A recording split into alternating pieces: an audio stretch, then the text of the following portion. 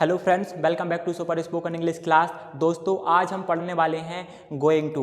यदि आपको अच्छी इंग्लिश बोलना है तो आपको गोइंग टू का यूज पता होना ही चाहिए। यदि आपको बोलना है कि मैं मोबाइल खरीदने वाला हूँ, मैं अंग्रेजी बोलने वाला हूँ, मैं ऐसा करने वाला हूँ, मैं वैसा करने वाला हूँ, या कोई व्यक्ति हो सकता है जिसके बारे में आपको बताना है कि कोई कुछ करने वाला है। जैसे आप बोलोगे कि आप मंदिर जाने वाले हो, राइट, आप ऑफिस जाने वाले हो। तो जब भी आपको इस तरीके के सेंटेंसेस बनाने होते हैं तो वहाँ पे हमें गोइंग टू का यूज करना होता है और सेंटेंसेस बनाने होते हैं। तो चलो इस टॉपिक को देखते हैं और देखते हैं एकदम डिटेल में। नाउ तो as we know that our topic is going to, हमारा टॉपिक है गोइंग टू। तो सबसे पहले हमें समझना होगा कि गोइंग टू का मतलब क्या होता है। गोइंग टू का मतलब होता है वाला है। क्या मतलब होता है? वाला है। दैट मीन कुछ होने वाला है या कोई कुछ करने वाला है। तो जब भी इस तरह के सेंटेंसेस बनाने हो तो वहाँ पे हम गोइंग टू का यूज करेंगे। Now the question is that कि हम गोइंग टू का यूज कहाँ कहाँ कर सकते हैं। तो मैं आपको बताऊँ कि गोइंग टू का यूज हम प्रेजेंट में कर सकते हैं, पास्ट में कर सकते हैं और फ्यूचर में कर सकते हैं। वो कैसे करेंगे? जैसे कि मैं यदि बोलूं कि मैं इंग्लिश बोलने वाला हूं, I am going to speak English, ये हुआ हमारा प्रेजेंट। बट यदि मुझे इसी तरीके के सेंटेंसेस को पास्ट में बनाना है कि मैं अंग्रेजी बोलने वाला था, कब? पास्ट की बात हो रही है, तो यहाँ पे सेंटेंस बनेगा I was going to speak English. That mean मैं अंग्रेजी बोलने वाला था। बट यदि मुझे बोलना है कि मैं अंग्रेजी बोलने वाला हूँगा, दैट मीन फ्यूचर की बात हो रही कि मैं एक समय पर इंग्लिश बोलने वाला हूँगा, तो वहाँ पे आप विल बी का यूज करोगे और सेंटेंस बनेगा I will be going to speak English. That mean मैं इंग्लिश बोलने वाला हूँगा। तो इसका मतलब हुआ कि हम गोइंग टू का यूज 3 अलग अलग टेंसेस में यूज कर सकते हैं। दैट मीन प्रेजेंट में कर सकते हैं, आप प्रेजेंट में करोगे, देन उसके बाद आप पास्ट में कर सकते हैं और आप फ्यूचर में भी कर सकते हैं। तो पहला कॉन्सेप्ट कि आपको प्रेजेंट में भी बनाना है, पास्ट में भी बनाना है और फ्यूचर में बनाना है। Now the question is that कि इनकी हेल्पिंग वर्ब्स क्या क्या होती हैं, कैसे पता चलेगा कि कौन सा सेंटेंस प्रेजेंट का है, कौन सा पास्ट का है और कौन सा फ्यूचर का है। तो उसके लिए आप यहाँ पे देखिए, जो प्रेजेंट की हेल्पिंग वर्ब होती हैं is, am and are. Present में हमारे पास 3 हेल्पिंग वर्ब हैं। पहली हेल्पिंग वर्ब एज, राइट, दूसरी हेल्पिंग वर्ब एम और तीसरी हेल्पिंग वर्ब आर है, जो तीनों की तीनों प्रेजेंट की हेल्पिंग वर्ब है। पास्ट में देखा जाए तो देयर आर 2 हेल्पिंग वर्ब्स। कौन कौन सी हैं? Was and were. Was and were, आप इन दोनों का यूज करोगे और सेंटेंसेस को बनाओगे। इन फ्यूचर, फ्यूचर में हमारे पास ओनली एक हेल्पिंग वर्ब है, दैट इज विल बी। ये भले ही पेयर में है, दैट मीन भले ही जोड़ी में है, बट दोनों हेल्पिंग वर्ब क्या हैं? एक ही हैं। दोनों हेल्पिंग वर्ब एक ही हैं, तो यहाँ पे आप लगाओगे विल वी, राइट। तो फ्यूचर में आप विल बी का यूज करोगे। नाउ यदि मैं एग्जाम्पल की बात बोलूँ कि मैं सोने वाला हूँ, कौन सा वाक्य है? प्रेजेंट का वाक्य है कि मैं सोने वाला हूँ, I am going to sleep. यहाँ से आप देखिए, मैं सोने वाला हूँ, I am going to sleep. That mean आप बता रहे हो कि मैं सोने वाला हूँ। पास्ट में इसी सेंटेंस को कैसे बोलोगे? मैं सोने वाला था, I was going to sleep. That mean मैं सोने वाला था। अगला, मैं सोने वाला हूँगा, दैट मीन फ्यूचर की बात हो रही कि कोई काम आप करने वाले होगे, तो I will be going to sleep. That mean मैं सोने वाला हूँगा। यदि मैं यहीं पे आपसे पूछ लूँ कि मैं जीतने वाला हूँ, दैट मीन कोई ट्रॉफी हो सकती है, कोई क्रिकेट हो सकता है, कोई भी गेम हो सकता है जिसमें मैं जीतने वाला हूँ, तो यहाँ पे बोलूँगा I am going to win. Sleep के स्थान पे आप क्या लगाओगे? Win. I am going to win, I was going to win, I will be going to win. That mean मैं जीतने वाला हूँ, जीतने वाला था, जीतने वाला हूँगा। ठीक। नाउ अब हम देखते हैं इनको एक एक करके। दैट मीन आज हम सबसे पहले प्रेजेंट को पढ़ेंगे कि प्रेजेंट में हमें किस तरीके से हेल्पिंग वर्ब का यूज करके सेंटेंसेस बनाना है। यदि टाइम रहेगा तो हम पास्ट और फ्यूचर को भी देखेंगे, अदरवाइज हम इसको कल पढ़ेंगे, दैट मीन अगले लेक्चर में पढ़ेंगे। तो सबसे पहले हम देखते हैं प्रेजेंट। प्रेजेंट में हमारे पास 3 हेल्पिंग वर्ब हैं, एज, एम एंड आर। जैसा कि मैंने आपको बताया, there are 3 helping verb, is, am and are. Now the question is that कि कहाँ पे एज लगाना है, कहाँ पे एम लगाना है और कहाँ पर हमें आर का यूज करना है। तो आप लोग यहाँ पे देखो कि एज का यूज आप कहाँ कहाँ करोगे? जब भी आपका सब्जेक्ट ही, दैट मीन लड़का, सी दैट मीन लड़की, इट दैट मीन यह है, नेम दैट मीन किसी भी एक व्यक्ति का नेम हो सकता है। तो ही, सी, इट एंड नेम जो सिंगुलर है उनके साथ आप लगाओगे एज। किसका यूज करोगे? आप एज का यूज करोगे। नाउ यदि आपका सब्जेक्ट आई है तो आई के साथ आप हमेशा एम का यूज ही करोगे। That mean I am going to, right. Now यदि आपका सब्जेक्ट यू, वी, दे और प्लूरल है, यू का मतलब आप, बी का मतलब हम, दे का मतलब बे, प्लूरल का मतलब एक से अधिक नेम हो सकते हैं, जैसे Aman and Rahul, Kapil and Joy, Mary and Joy, both of you, that mean आप दोनों। तो क्या हुआ? प्लूरल हुआ। तो वहां पे आप लगाओगे आर का यूज करोगे और सेंटेंसेस को बनाओगे। नाउ आपको हेल्पिंग वर्ब का पता हो गया कि कहाँ एज लगाना है, कहाँ एम लगाना है, कहाँ पे आर लगाना है। अब हम बात करते हैं कि इसका कोई स्ट्रक्चर भी तो होगा। यदि हमें सेंटेंसेस बनाना है तो स्ट्रक्चर भी फॉलो करना होगा। ऐसे तो नहीं कि मैं कहीं भी एज लगाऊं, कहीं भी गोइंग लगा दूं, कोई स्ट्रक्चर होगा, बिल्कुल है। तो जो फॉर्मूला है जिसे हम स्ट्रक्चर बोलते हैं, the structure is subject plus is am are. क्या लगाएंगे आप? Subject plus is am are plus going to plus V1 plus object. आप लोग यहाँ पे ध्यान रखेंगे कि गोइंग टू का कोई मतलब नहीं है। दैट मीन गोइंग टू का मतलब जाने से दूर दूर तक नहीं है। गोइंग टू का मतलब वाला है, जाने से बिल्कुल भी इसका कोई संबंध नहीं है। क्या नहीं है? Going to. Going to that mean होता है वाला। गोइंग टू का क्या मतलब है? वाला। इसमें आप एच एम आर लगा दोगे तो वाला है, वॉज वाला लगा दोगे तो वाला था, विल भी लगा दोगे तो वाला होगा। दैट मीन यहाँ पे आप इसके पहले एच एम आर लगाओगे तो यहाँ पे वाला के लास्ट में क्या आ जाएगा? है। यहाँ पे वॉज वाला लगाओगे तो वाला था हो जाएगा। यहाँ पे विल भी लगाओगे तो वाला होगा, हो जाएगा। लेकिन गोइंग टू का मतलब जाने से बिल्कुल नहीं है। आप इसको, यदि आप किसी को भी डाउट है तो इसको माइंड से निकाल लीजिए कि गोइंग टू का मतलब जाने से नहीं है। गोइंग टू को हम एज अ वर्ब यहाँ पे यूज कर रहे हैं, जिसका मतलब होता है वाला है। क्या है? वाला है। तो आपको इसके लिए अलग से वर्ब लगानी पड़ेगी। यदि आपको किसी एक्शन के बारे में बोलना है कि वह क्रिकेट खेलने वाला है तो ही इज गोइंग टू। अब यहाँ पे गोइंग टू का मतलब वाला है, ही इज गोइंग टू।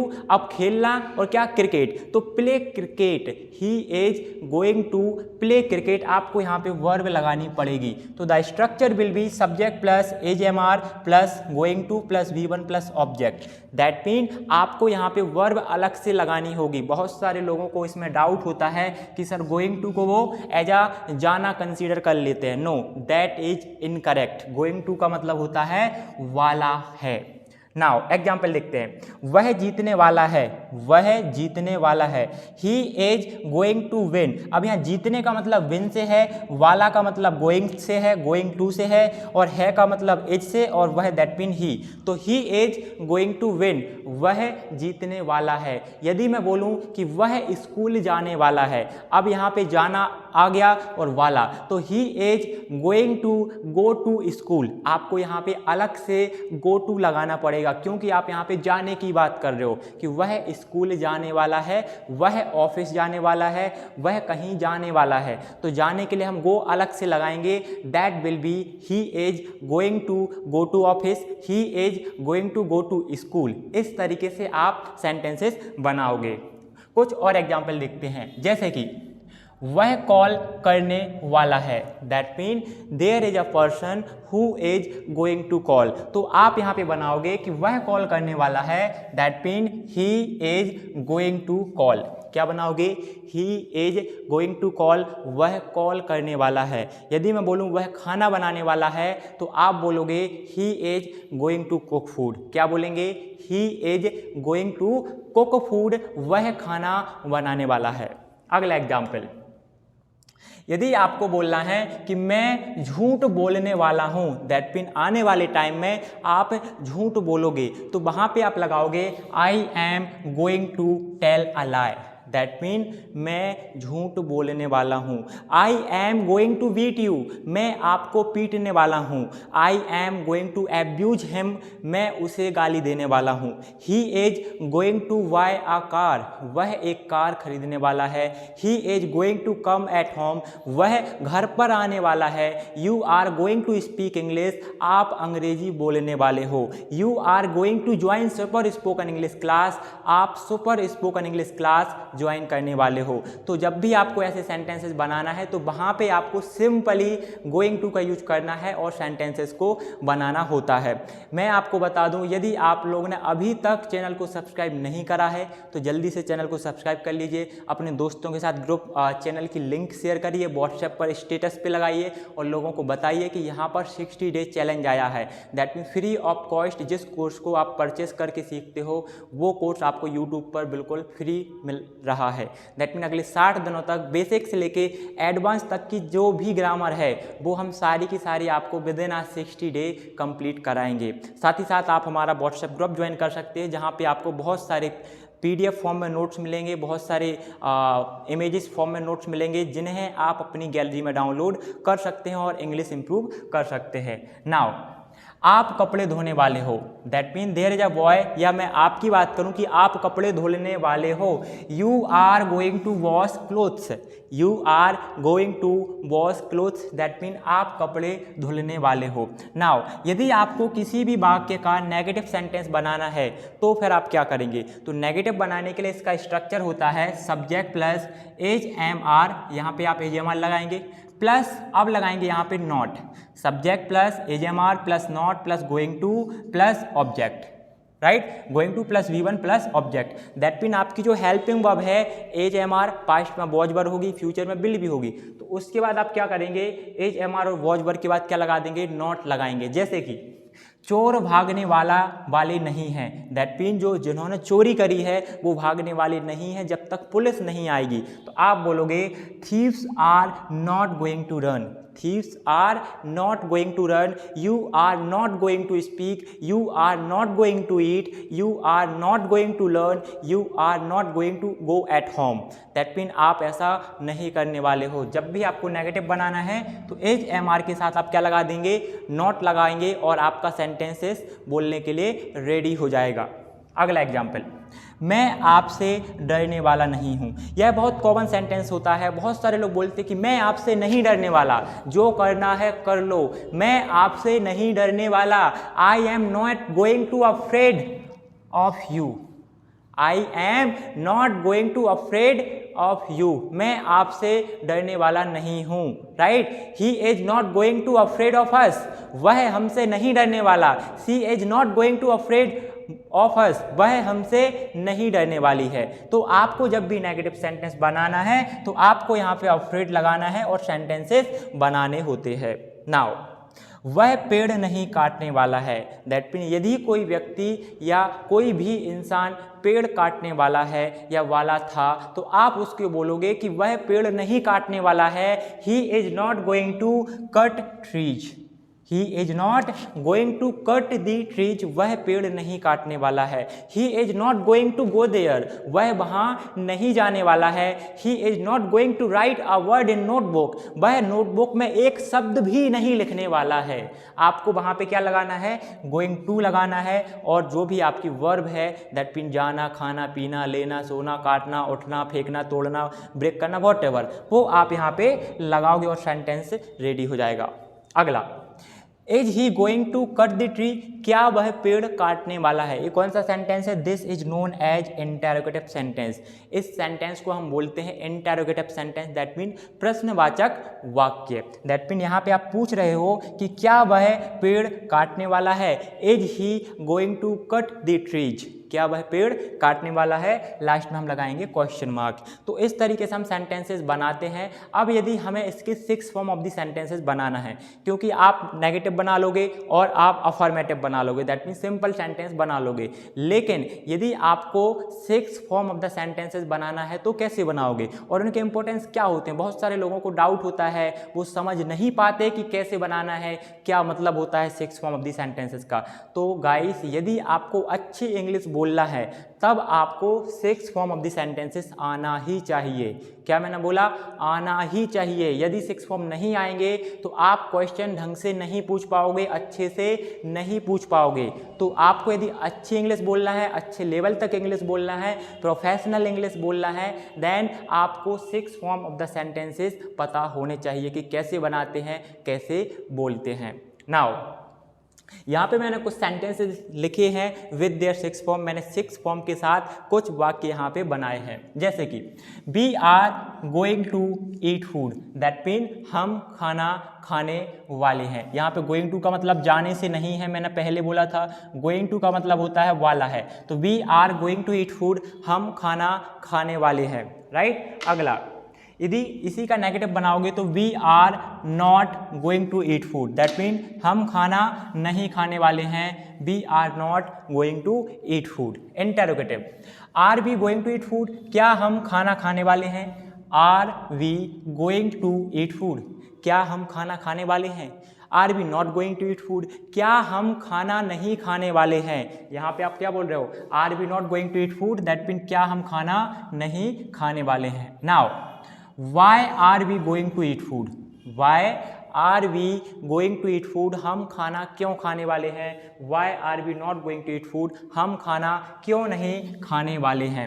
इस तरीके से आप सेंटेंसेस बनाओगे। But the question is that कि व्हाट इज द स्ट्रक्चर और what are the structures of 6 form of the sentences. जो 6 फॉर्म के सेंटेंसेस होते हैं उनके कोई स्ट्रक्चर भी होंगे, तो बिल्कुल होंगे। आप यहाँ पे देखिए, आपको यहाँ पे दिख रहे होंगे सब्जेक्ट, देन आप हेल्पिंग लगाओगे जो कि एजएमआर है, plus going to plus V1 plus object. Then negative में क्या करोगे, सब्जेक्ट लगाओगे, एजएमआर लगाओगे, साथ में आप नॉट लगाओगे, that mean plus not plus going to plus V1 plus object. Now यदि आपको इंटरोगेटिव बनाना है तो आप लगाओगे subject, that mean helping verb लगाओगे पहले, HMR प्लस सब्जेक्ट आएगा, प्लस गोइंग टू आएगा, प्लस V1 प्लस ऑब्जेक्ट आएगा।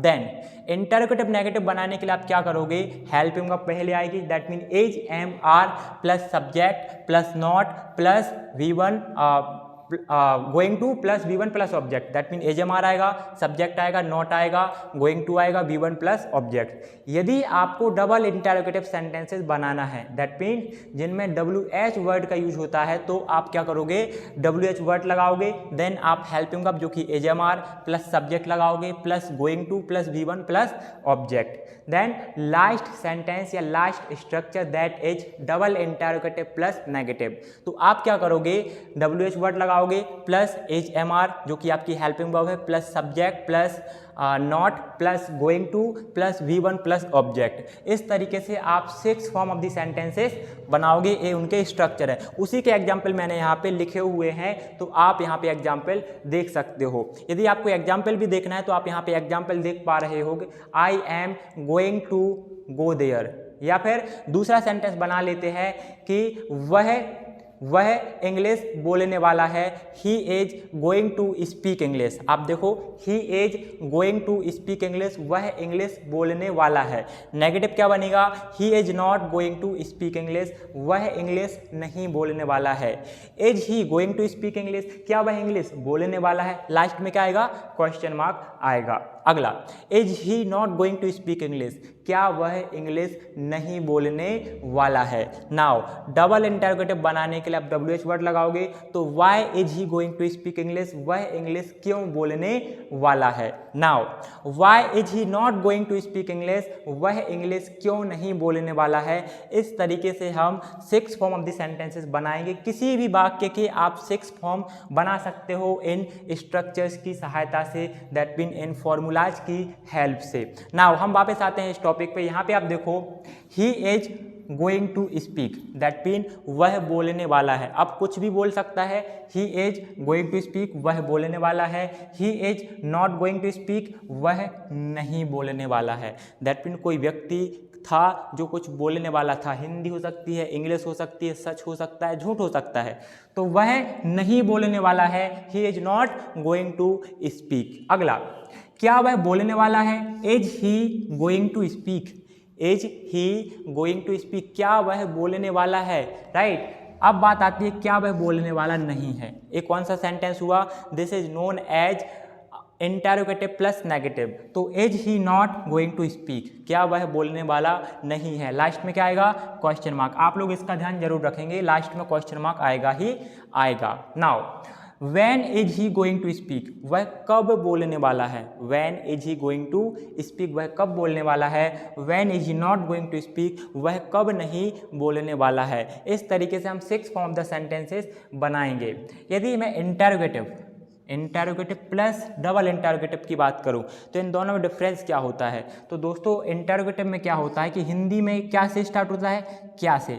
भले यहाँ पे एज हो, वॉच हो, एम हो, आर हो, सबका मीनिंग क्या होता है? क्या वह इंग्लिश बोलने वाला है। लेकिन WH जब लग जाता है तो उसका जो मीनिंग होता है वो WH वर्ड पे डिपेंड करता है। यदि आपने व्हेन लगाया तो कब होगा, आपने व्हाट लगाया तो क्या होगा, आपने व्हाई लगाया तो क्यों होगा, हाउ लगाया तो कैसे होगा। दैट मीन जो WH वर्ड होगा उसके अकॉर्डिंग सेंटेंस का मीनिंग आएगा कि आप क्या बोल रहे हो। तो आई होप आप लोगों को सेंटेंसेस समझ में आए होंगे और आप लोगों ने इस वीडियो को एंजॉय करा होगा। यदि आप लोगों को अभी तक इस टॉपिक के बारे में कोई भी डाउट है तो आप कमेंट बॉक्स में बोल सकते हो। और एक सेंटेंस आप लोगों को बनाना है, वो सेंटेंस यह है कि मैं घर जाने वाला हूँ।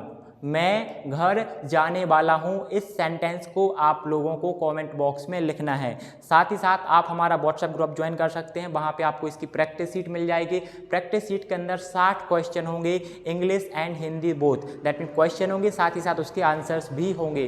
तो आपको वो 60 क्वेश्चन सॉल्व करना है ताकि आप इस टॉपिक में मास्टर हो जाओ, ताकि आप एकदम फ्लुएंट इंग्लिश बोलने लगो। तो उसके लिए आपको व्हाट्सएप ग्रुप ज्वाइन करना पड़ेगा। साथ ही साथ यदि आप हमारी online and offline classes join करना चाहते हो तो आप हमारे कॉन्टैक्ट नंबर पर हमसे कॉन्टैक्ट कर सकते हो, जिसमें हम आपको काउंसलिंग भी दे सकते हैं। यदि आपको काउंसलिंग की नीड है या किसी को भी काउंसलिंग की नीड है तो आप हमें कॉल करिए और बताइए कि सर आप ऑनलाइन क्लासेस या ऑफलाइन क्लासेस ज्वाइन करना चाहते हैं। तो thank you so much guys for watching this video. If you feel that this video is informative तो आप अपने दोस्तों के साथ शेयर करिए, उन्हें बताइए, राइट।